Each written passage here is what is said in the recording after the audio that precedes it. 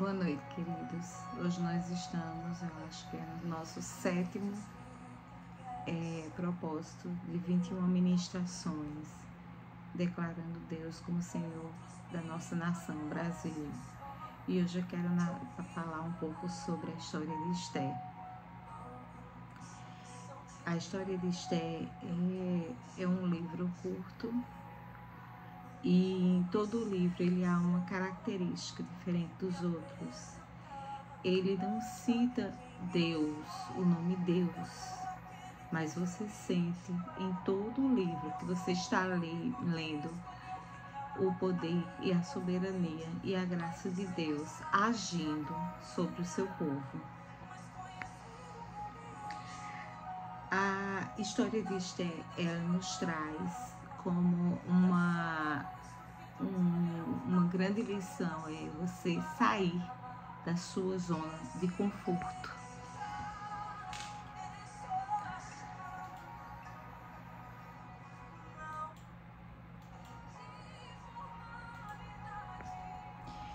Esther, ela era uma órfã e ela morava com o seu tio Mardoqueu e próxima à cidade de Suzã.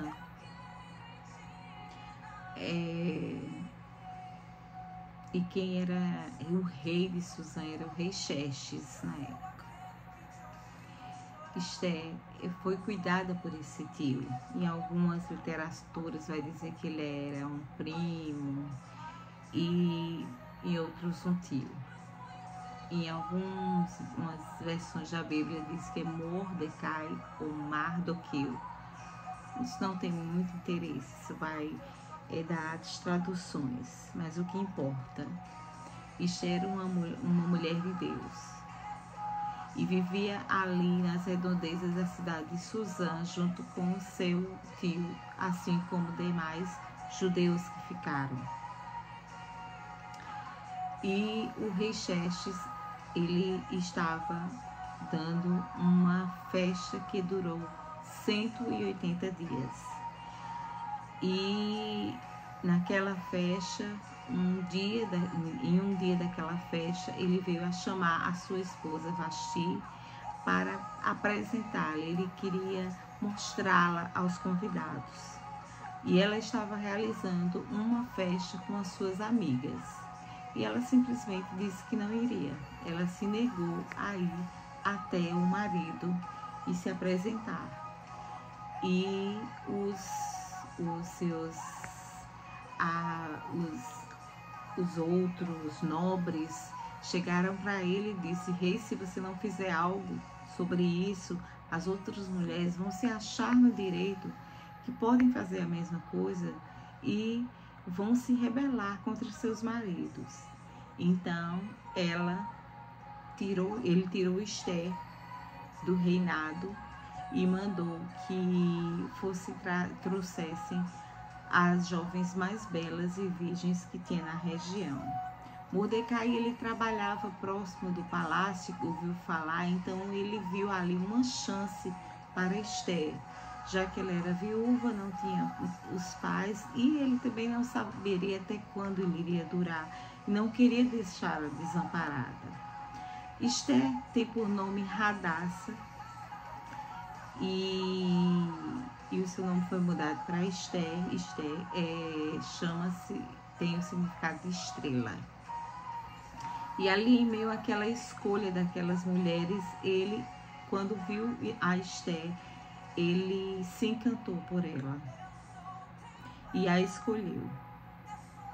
Houve um preparo para Esther, para esse casamento de um ano.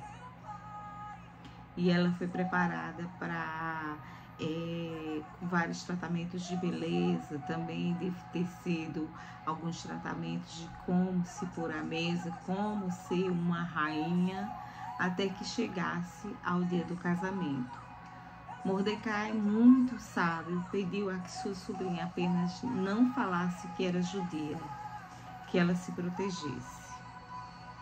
Onde entra viver fora da sua zona de conforto. Primeiro, ela era judia, tinha uma realidade totalmente diferente do que ela estava começando a viver. Isso já fazia estar fora da zona de conforto. E ela foi uma rainha sábia. Ela não incomodava, ela só ia até o rei quando era chamada, até porque se alguém entrasse nos aposentos do rei sem ser chamado, e ele não baixasse o seu cedro, então aquela pessoa, os guardas já estavam certos que aquela pessoa ia ser morta, porque não foram chamados. Então só poderia entrar lá se tivesse o consentimento dele. E passou-se, o rei Xerxes nomeou Amã, um homem que tinha uma maldade no seu coração, mas o rei Xerxes o nomeou como seu braço direito. E Amã queria que todos, com a sua prepotência, queria que todas as pessoas, quando eles chegassem, se ajoelhassem, se prostrassem perante ele.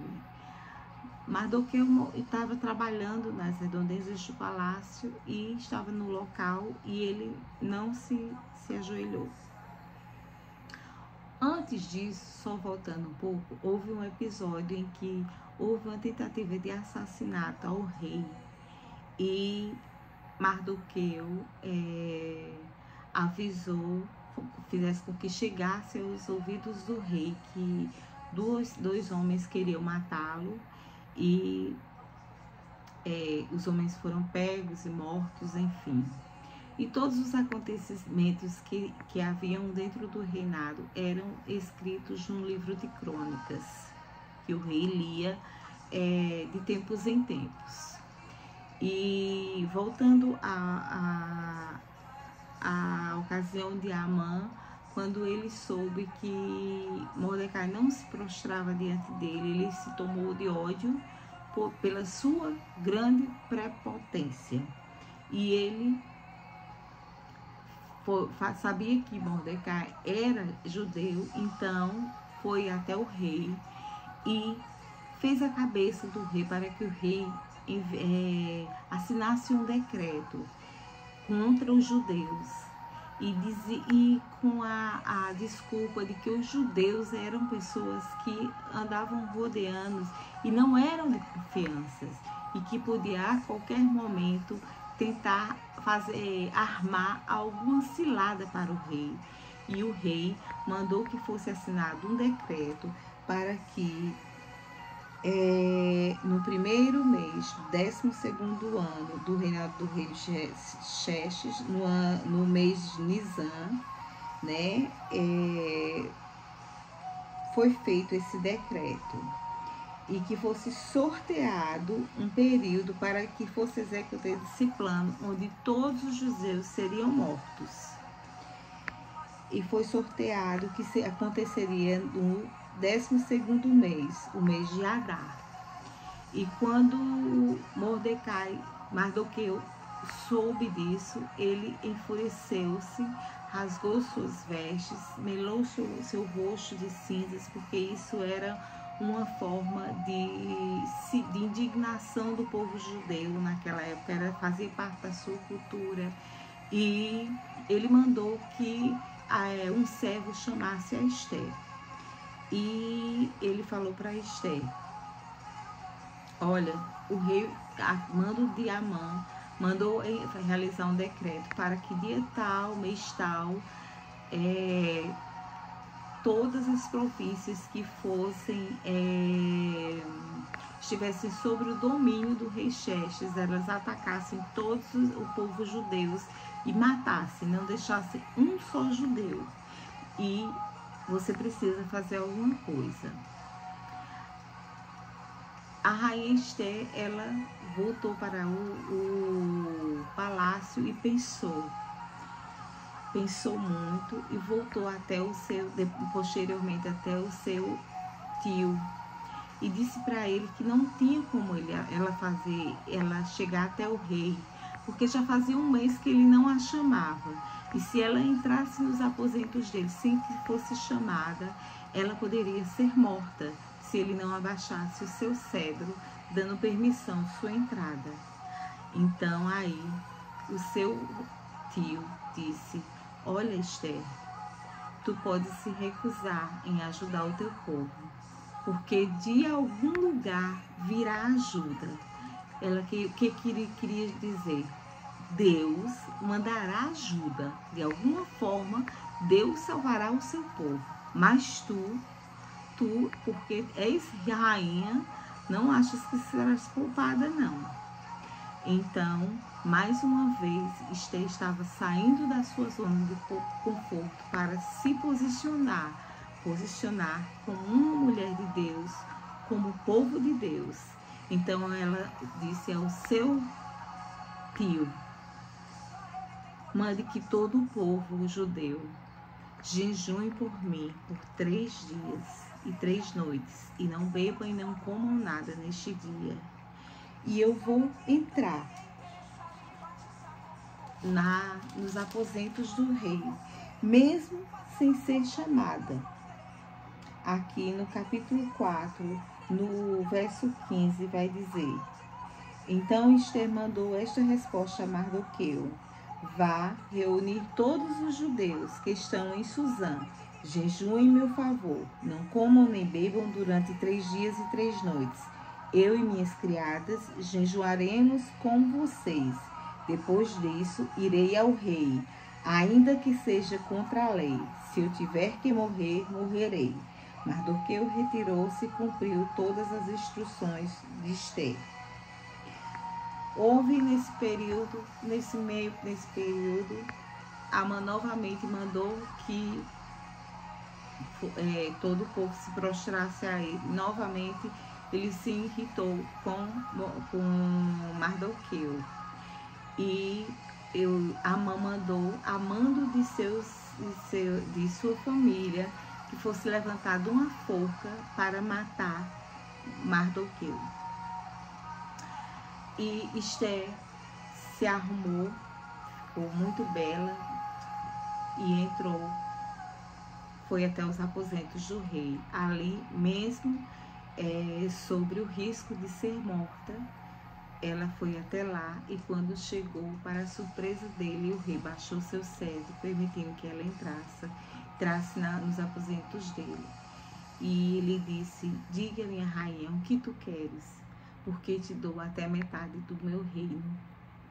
O amor dele por ela era tão grande, e ele era encantado, não só pela beleza, mas pela grande sabedoria e a maneira justa que ela se posicionava diante dele, diante de todos os servos.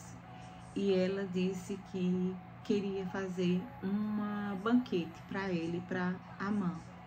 E à noite eles fizeram e se banquetearam.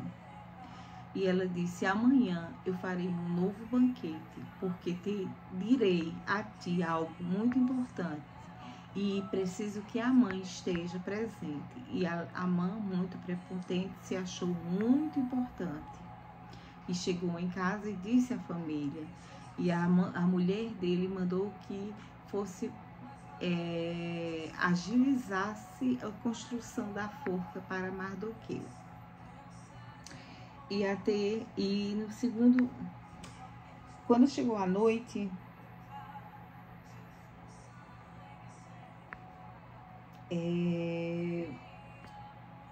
Amã foi até ao jantar. Antes disso, voltando, porque são muitos detalhes dessa história.